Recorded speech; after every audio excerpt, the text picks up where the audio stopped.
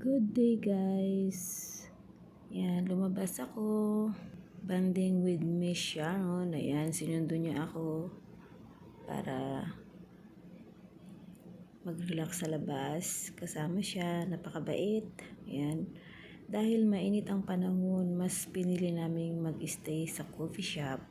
Ayan, meron akong coffee mocha with lemonade pie. Ayan. Yan ang aking breakfast.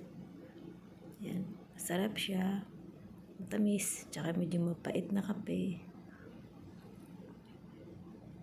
And then, dito na rin kami nag-lunch. Ayan ang lunch ko.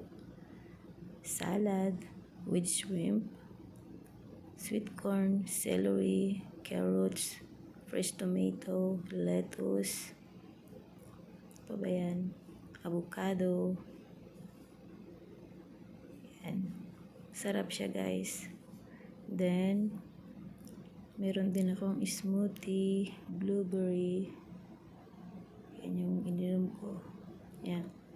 Busog to the max ako. So, after naming mag-lunch, kailangan naming maglakad. Naglakad kami konti para